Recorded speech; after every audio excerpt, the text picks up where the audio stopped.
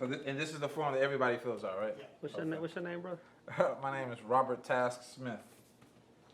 And What's your name? Brittany Nicole Gooden. And you are. Narissa Street. G. Daniel Bailey. Micro Franklin Ryan. You said that real official like. Well, he had to put the G Daniel in there. there's juice, What's your there's name? water. Adrian. You're that guy. I'm the guy who waits, yes. No, you're the guy who messes it up. No, he's always that guy. I'm the bad. But he cleans it up. Like to, if What's you'd your like name? to take a look Suzanne. at any of the props that Just we Suzanne? have.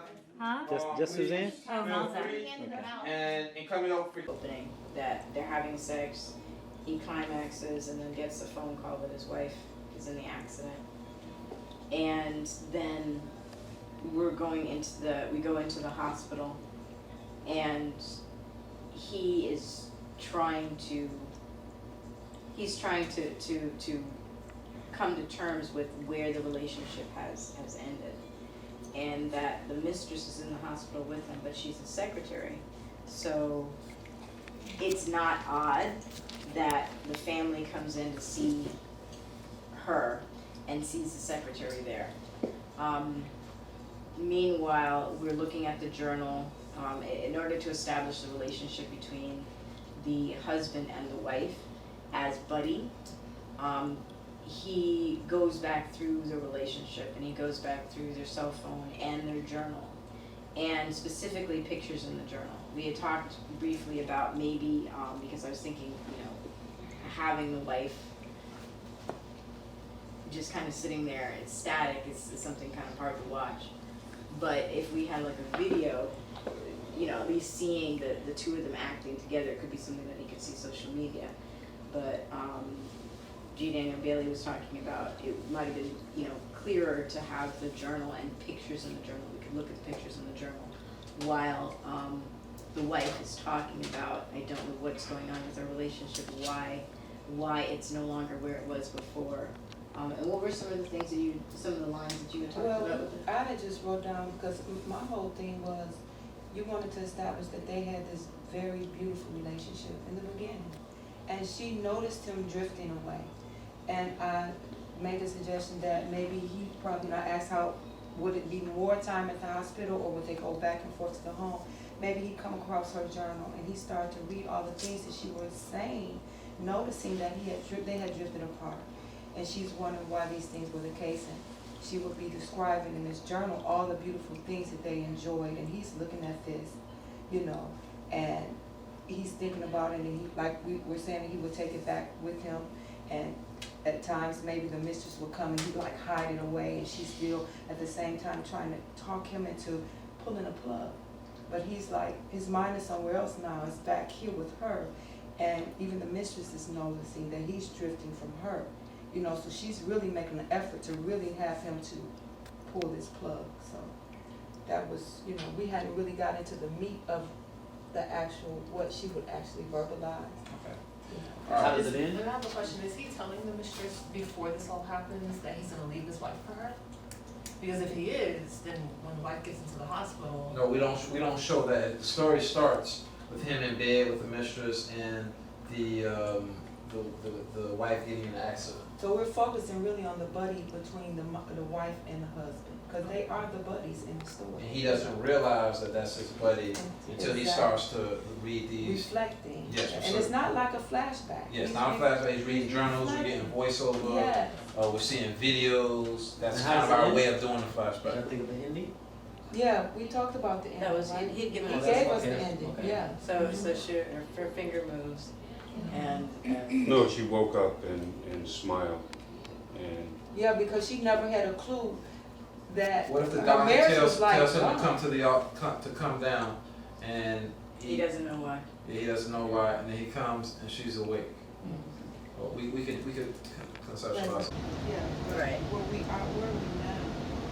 Where are we Okay, now? so what happened? So at this point, the doctors tapped him on the shoulder, gives him a prognosis, he's calling the family, and he gets the text message from the officers. Okay. So now we've had our, So now we're gonna lapse the time. right, so now we've started to have our passage of time. I mean, I'm kind of about the passage of time because I really, I don't want think there we're to be a giving sense enough of room urgency. for other actors to be ready. Oh, yeah, no, and that was what I was saying, that, you know, right now we have just him acting. Because we said we had children as well. We have children. Because the creator of the story will be able to give us the specifics. So that is Last Will and Testament of Uncle George and Mike. What do you got? Opening scene, two friends in an emergency room, hysterical. One friend asking what I'm going to do, how did this happen, how am I going to get out of this? Flashback at that point to these two friends, at that point playing golf, playing tennis, whatever they're doing, whatever you want to come up with to do that, showing how friendly they are, how they get into each other. Conversation goes on that the one who was hysterical saying he's considering divorce, not sure how to present it to his wife. They get a phone call, the wife was rushed to the hospital. She's in a coma, she's in and out of life support. Dilemma is at this point to pull or not to pull.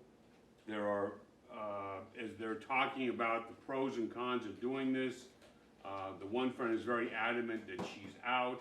Flashbacks again of the husband and wife with the kids, loving each other, playing, having fun. And the friends have to talk about their religious beliefs as well as what's going on in their heads about, this person dying.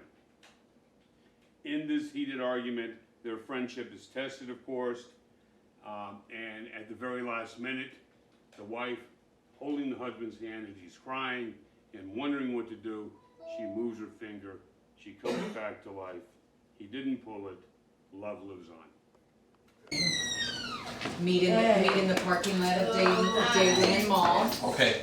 So this is everybody that's coming here. So we're gonna go ahead and change locations. Task, Yes. before we. Quick little something to just throw in the mix. Yes. At Deering Bay, this is just thinking about something to save time. Each car will have to stop, give their license, checkpoint Charlie through. How about we use Daylin Mall as like a, location, whatever. I mean, there might be some other place closer than Daylin. But what I'm thinking is can we physically do that, get everybody in, as few cars And to then go carpool in. Oh, at what time? Yeah, so to centrally locate, meet, this is Neil now. Hey, sweetie. The working title for my idea is, we'll just call it Rescue. The idea is that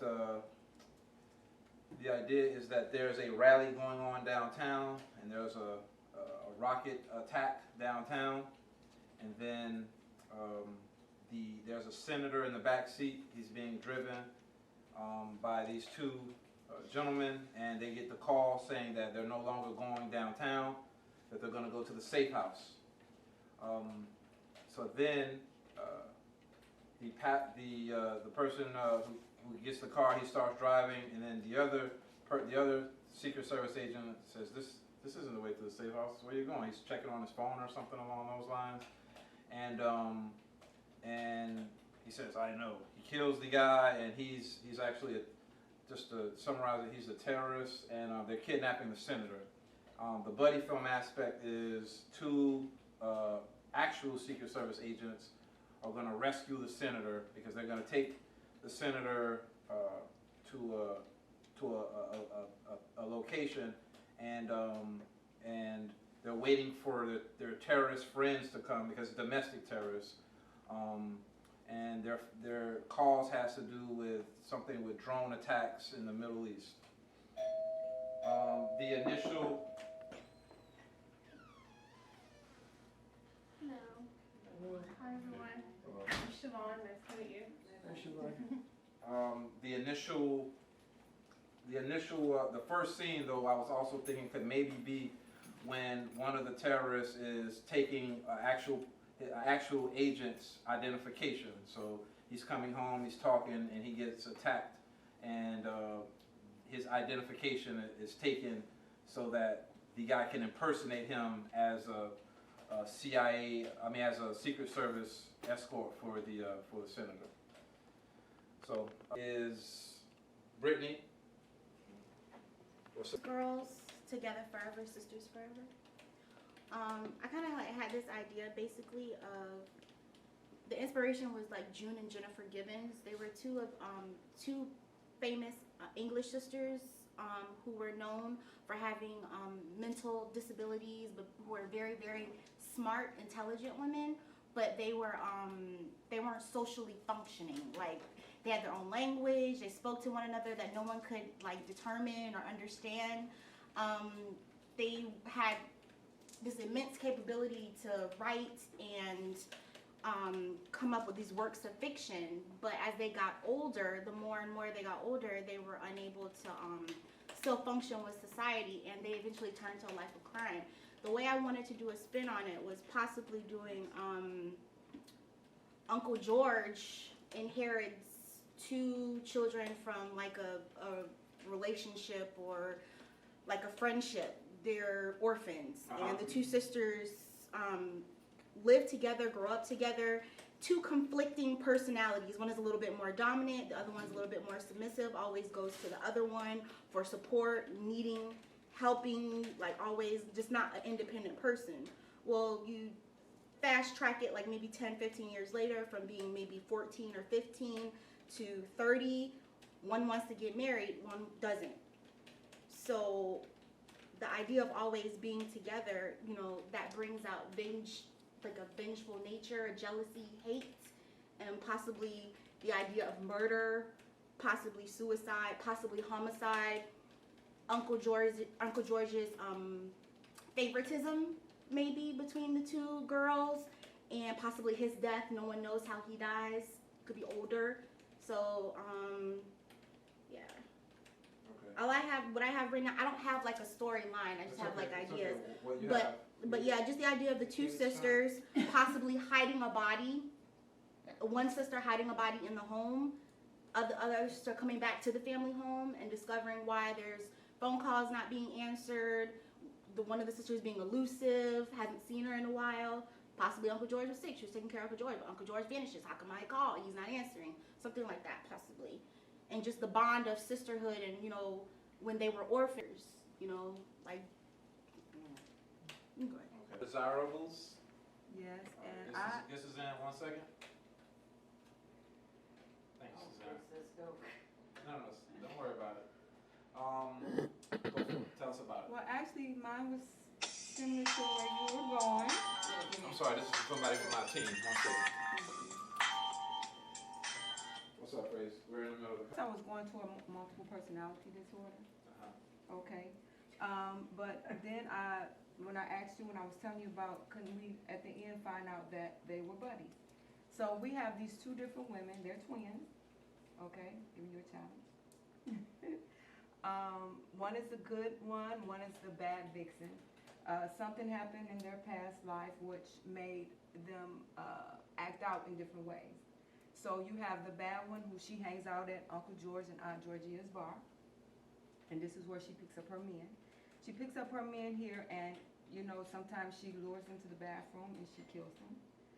This particular night, she actually kills a gentleman, but his sister was there prior to her killing him. She ended up leaving early, so she left her brother there. So she knew she was there with her brother. So he ends up dead. So now she's curious about this woman, and she's watching her. She goes to the bar, she watches her, you know, and then she follows her home. She stays out overnight and watches her, and she comes out the home on her way to work. And she's dressed a totally different way, real nerdy type chick, you know, and she goes to work, she's constantly watching her. Well, anyway, to make a long story short, between the bar and watching her, at the end, she approaches her, you know, in an attempt to, after she realizes that she actually was the one who murdered her brother, because she's seen her do it again. She finally comes up to her, and in the midst of someplace or wherever, she attempts to kill her, but the square sister comes out. And the square sister is the one who always protects the vixen when she's in trouble. So they're both killers, but she only kills to protect her sister, whereas the other one, she kills for pleasure. Okay. So that was. Okay. Melissa? Okay, What's the working title for your, let's get Suzanne in a minute. What's the working title for your idea? Level Up. I just did synopsises, so I have a lot of ideas, but they're just synopsises. So Yes. my synopsis is a woman and her best male friend navigate the dating scene together like a video game. So, so the two of them get together, kind of do their game plan, and like, you know how with video games you have somebody who's your remote or somebody, and the two people play together. They're each person's wingman, so it doesn't necessarily have to be like, because usually they have the women, and then they your gay male friend. It doesn't have to be a gay male, but the two of them just go to different situations and navigate those situations, each helping each other, and then the thought behind that was also like a video game. So then within the scenes, we would have you would have the effects or whatever that every time there was a score or phone number. Achievement unlocked. Yeah, achievement, Okay. things I like get that. Yeah. So that was my first idea. So We got Buddy Film, by the way. Okay, two friends inherit a house, they sell the stuff to find out something's valuable, they try to steal it, only to find out that it is not the value whatever they successfully try to sell it. Mike? Okay, I had one thing else to add here. This could go either way, my story, that the buddies could be a male and a female buddy, and the female was doing the work to try to get him anyway, and at the same time trying to talk him into pull the plug. Okay. Because she wanted to be with him. So the story is very simple. These are very good friends. The wife has a stroke. She's on life support. They're going through what they should do with flashbacks about all the good times they had as a family. The arguments, of course, are on the dilemmas of the morals and so on and so forth. And then they end up at the very end, right when they're about to pull the plug, and all the anger and the angst and everything is there. The wife moves her finger, and love lives on. Okay.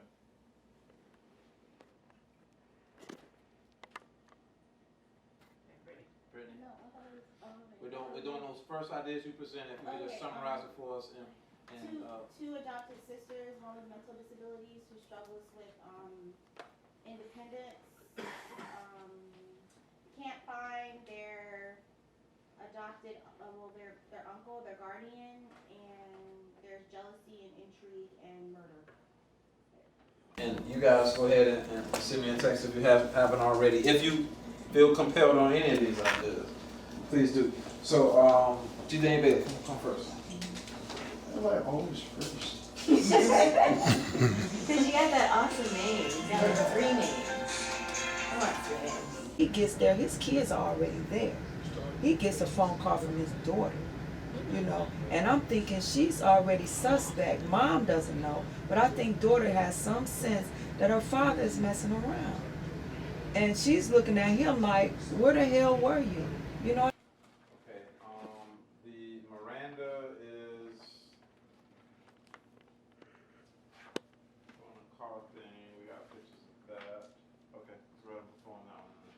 We're going from that to the bed, which we can't do right now as far as the storyboard. Okay, so let's go ahead and go through the first scene. See how it plays out. And same characters. Doctor, mistress, doctor and, you can't do doctor and husband. I was Dr.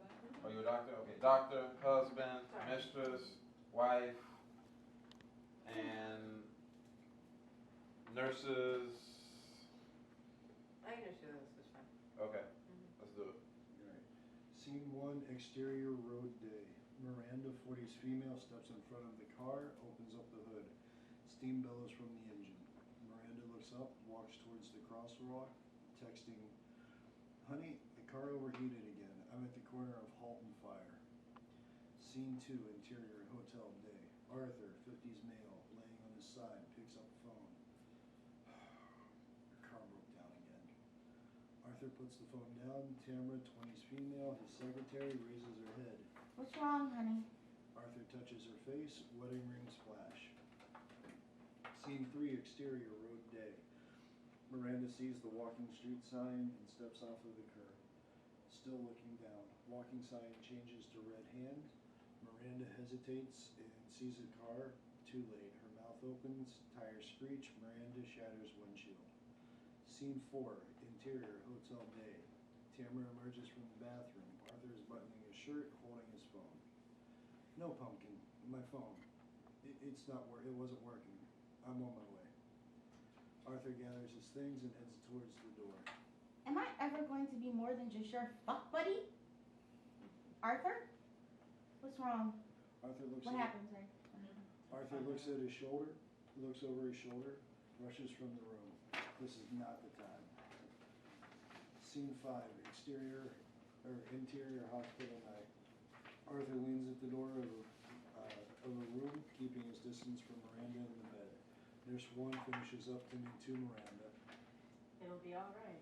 Nurse 1 exits, and on the other side of the room, Sydney, Arthur's daughter, is making a call. Hi, Uncle George. Mom had an accident. Arthur's phone buzzes. It's a text from Tamara. "Hey, you. Hope everything is okay. Call me." Arthur studies the text as Sydney focuses her attention on him. He has a peculiar look on his face as he leaves the room. Scene 6, interior day-night hospital. A vase of fresh flowers sits beside Miranda's bed. As the lights fade and regain strength, the flowers start to wilt. Finally, the flowers are brown. Scene 7, interior day hospital. Dr. Feldman stands beside Miranda. He is addressing Arthur and Sydney. Tamara stands at the door with balloons and flowers. Unfortunately, there hasn't been any change in your wife's condition. It's like she's given up. Right now, right? Yes. Okay. The bed scene, we'll go over in just a second, but Mike, you're gonna be sitting exactly where I'm sitting. You're on the phone with your daughter, and you're buttoning your shirt, and You want me to get dressed first? no. I'm just describing the second scene. Oh, okay, I got So, it. yeah, you're gonna be sitting right here. Camera's gonna be hitting you from here Okay. while you're buttoning your shirt, and Tara's gonna emerge from the bathroom right there, and you're on the phone. "No, Pumpkin, my phone, it wasn't working. I'm on the way." Okay. And then you're gonna grab your stuff. And then that's when you deliver your line because you just came out of the bathroom. Guys, I didn't hear this rap on this beat. See, then I'm looking at it, it says Jay-Z freestyle this. So then what I heard probably was a mixtape version. 'Cause I never It was heard over that beat, though. That song ain't over no other beat. I'm saying, you think somebody might have put the vocal on Playing it. or something? Yeah, that's easy to do. I don't even know how to say That's what he lied right there. His next 2 albums wasn't a fucking difficult test for the mind off.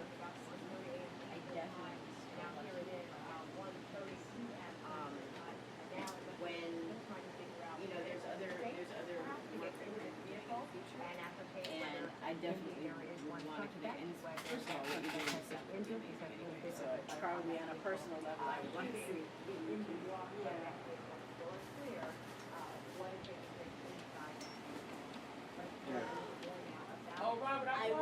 Take this, can we take it and put it here? We're about to put in a sandbag right here. We can do that. Or hang in the sandbag. We would have to kind of wait, and I took it off because it kept sliding this way, and I don't want it to go, and something happened. Yeah. So let's get the sandbag and we're waiting this side. Putting it together. Alright. Let's go. Everything going good? Everything's pretty good, man. Pretty good. Hopefully we'll have something nice when it's all said and done, man. This cat said, hopefully. We got this. MK Media. We got the doc in the house. That is. Ooh. All right. Yes, I'm sir. glad that's not me. It's 2015. You good? You good? I'm glad I got the official scrub. Tell them that's hospital swag. It's the hospital swag. He said he come out, it's exclusive right here. I haven't seen this yet. That's like a marine hospital. What? Marine hospital. You were a Marine. You saw We got the makeup getting put on. But I'm going to pause it right now so you don't get a taste of what the makeup going to say.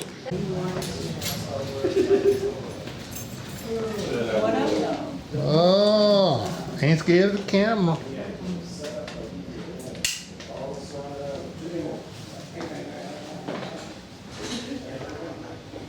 So you said no voiceover. We're gonna do voiceover. So how does that work? We're just gonna get the boom mic and have them talk. Oh, and that's it? That's it. Oh. We're not gonna go to no booth and all that. That says he's like, you know, acting like Perfect. whatever, Yeah. and me lovey-dovey, and then, like, in the, Perfect. Send it to me. which ones do you want? This is a little dashiki wear, you know, to get a little scene, so we got a little. Yeah. Your eyes are popping on